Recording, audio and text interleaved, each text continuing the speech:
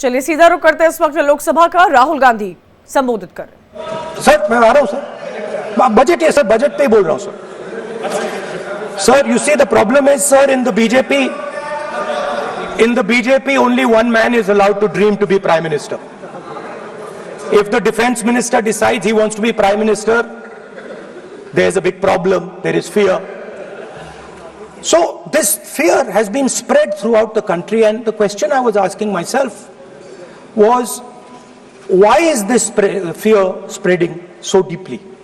Why is it that my friends in the BJP are terrified, the ministers are terrified, the farmers of India are terrified, workers, youngsters?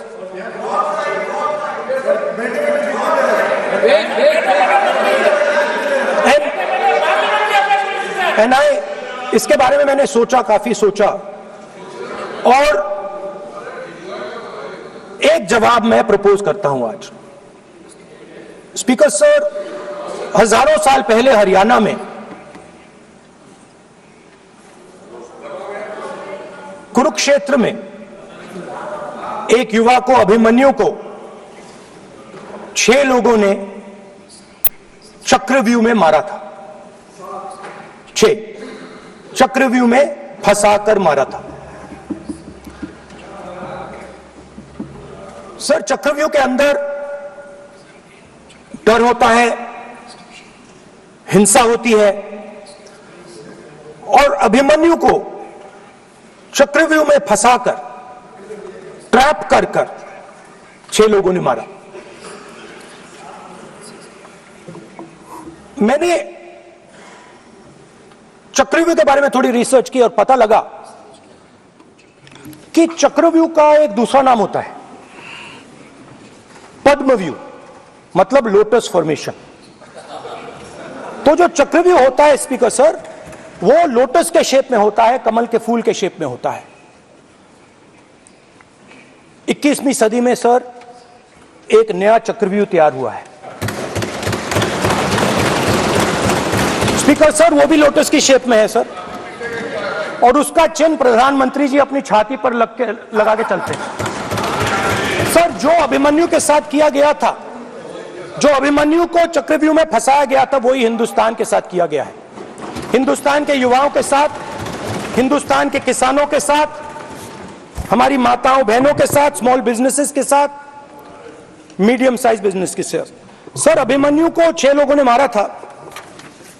उनके नाम द्रोणाचार्य, कर्ण, कृपाचार्य, कृतवर्मा, अश्वत्थामा और शकुनी.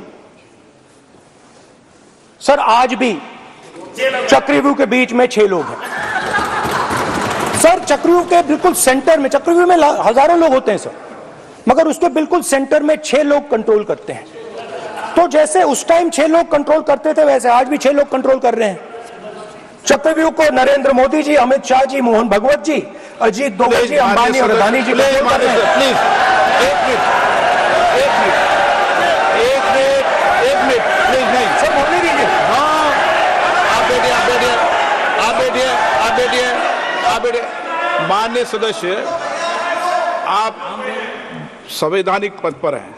आपके कई माननीय सदस्यों ने यहां पर मुझे लिख कर दिया है कि जो माननीय सदस्य का सदस्य नहीं है उसका नाम नहीं लें. आपने लिख के दिया है. आपने क्या, आप उसकी पालना करना चाहते हो? स्पीकर सर गलत. मैं माननीय सर एक स्पीकर सर, अगर आप चाहते हैं तो मैं एक मिनट मैं प्रतिपक्ष के नेता से ये तो अपेक्षा करूंगा सही कि वो सदन की नियम मर्यादा को बने, ये अपेक्षा करता हूं. आप चाहे नहीं करें, पर मैं अपेक्षा करता हूं. नहीं सर, मैं अगर आप चाहते हैं सर, मैं NSA का और अदानी और अंबानी का नाम इस लिस्ट से निकाल देता हूं. फिर माननीय सदस्य, अगर आप चाहते हैं सर. प्लीज, मैं नहीं चाहता. सदन के नियम प्रक्रियाओं से सदन चलता है. अगर आप कहते हैं मैं निकाल देता हूं. नो सदस्य, मैं 3 ही नाम यूज करूंगा. नहीं माननीय सदस्य, नहीं कहा. और आप वीडियो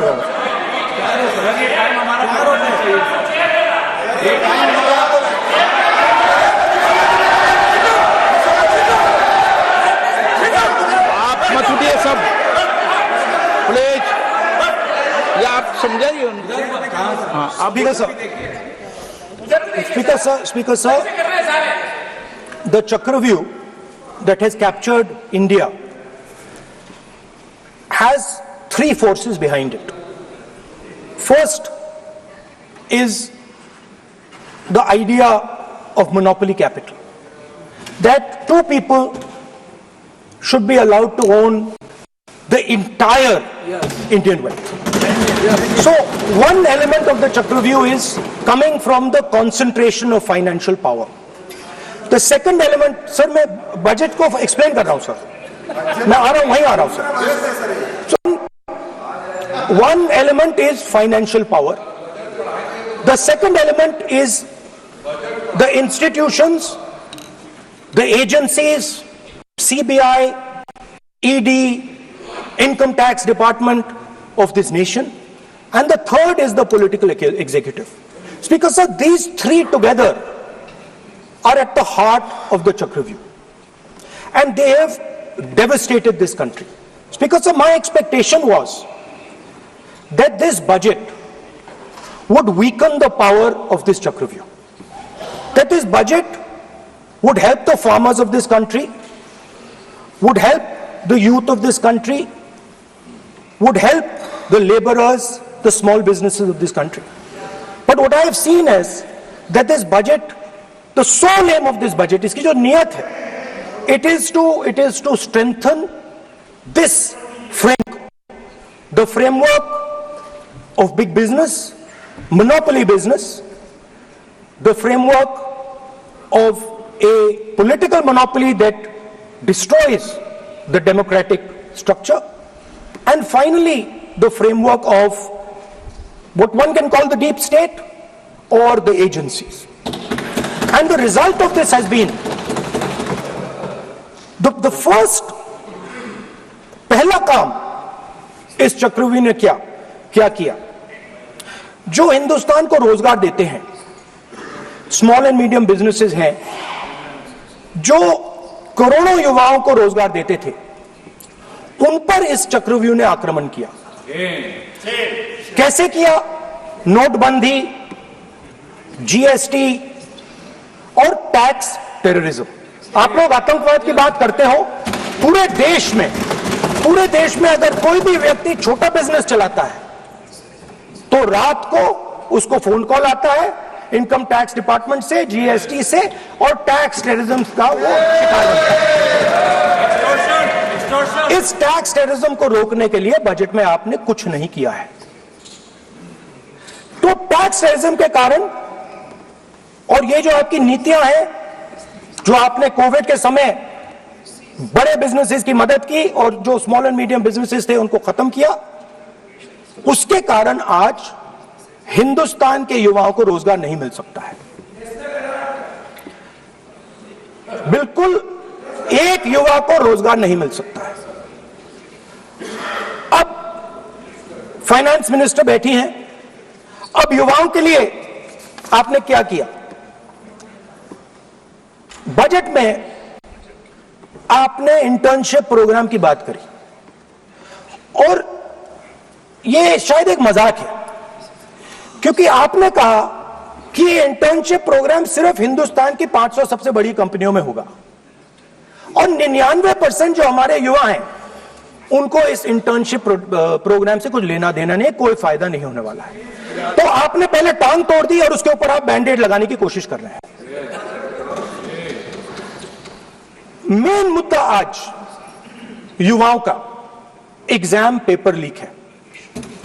जहां भी हम जाते हैं, आपने बेरोजगारी का चक्रव्यूह बना दिया इनके लिए, और जहां भी हम जाते हैं वो कहते हैं देखिए बेरोजगारी है मगर पेपर लीक भी होता है. तो आपने एक साइड पेपर लीक चक्रव्यूह, दूसरी साइड बेरोजगारी चक्रव्यूह.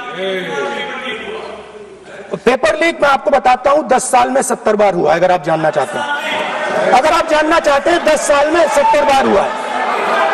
तो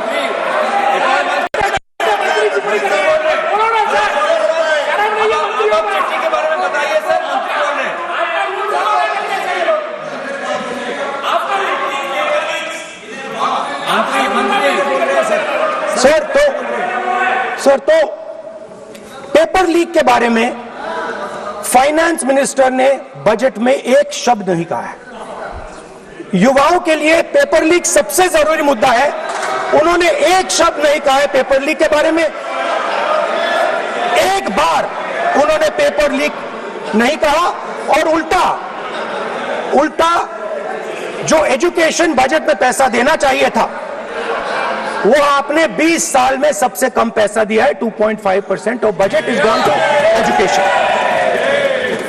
सर, दूसरी तरफ आपने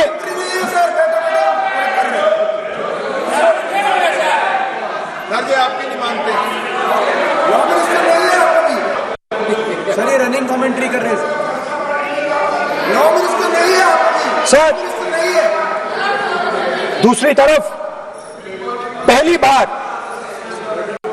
सेना के जवानों को आपने अग्निवीर के चक्रव्यूह में फंसाया।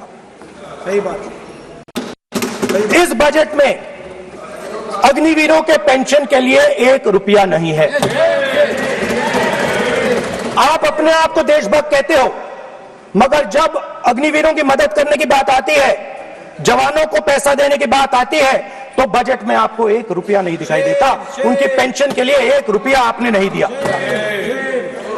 तो उनको आपने अग्निवीर के चक्रव्यूह में फंसाया। उसके बाद सर, जो अन्नदाता हैं, वो चक्रव्यूह से निकलने के लिए, आपके चक्रव्यूह से निकलने के लिए जो आपने बनाया 3 काले कानून, जमीन अधिग्रहण बिल को आपने कमजोर किया, उनको आप सही दाम नहीं देते हो। इस चक्रव्यूह से निकलने के लिए उन्होंने आपसे सिर्फ एक चीज मांगी है, 2 चीजें नहीं मांगी है, सिर्फ एक चीज मांगी है। उन्होंने कहा है कि हमें लीगल गारंटीड एमएसपी देगा। आपने उनको बॉर्डर पे बंद कर दिया, रोक दिया, आज तक रोड बंद है। आप उनसे बात करने को तैयार नहीं है। वो यहां आए, मुझसे मिलने आए, आप उनको अंदर नहीं आने दे रहे। माननीय सदस्य, आप सदन में असत्य नहीं कहे। आप वो सर, आप, देखिए, 1 मिनट। हाँ, चलिए, चलो।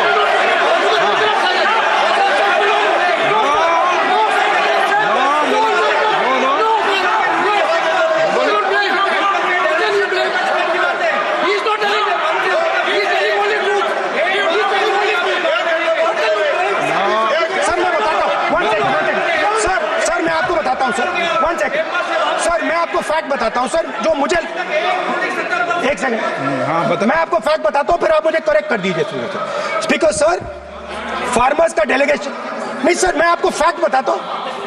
पर आपके माननीय सदस्यों को कह दें, वो सदन पर आरोप नहीं लगाए।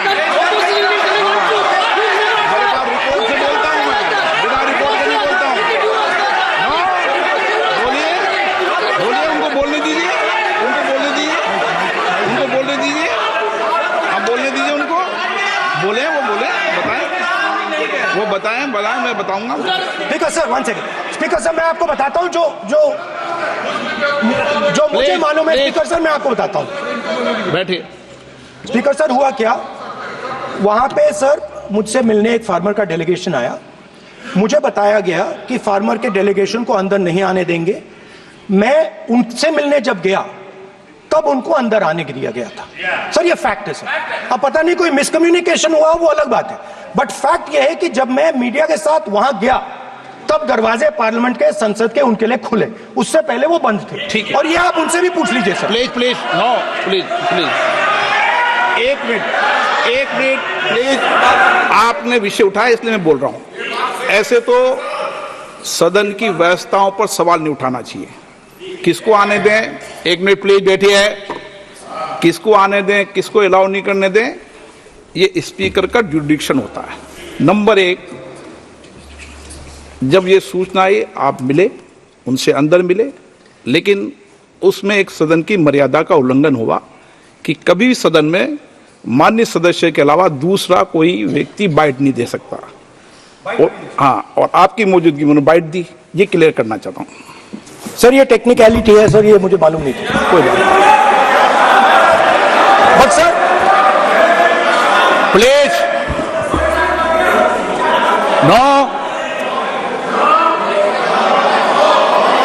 मान्य यहाँ पे हीरोइंस आके बाइट दे रही है सर। आप मत बोलिए, आपके नेता बोल रहे हैं।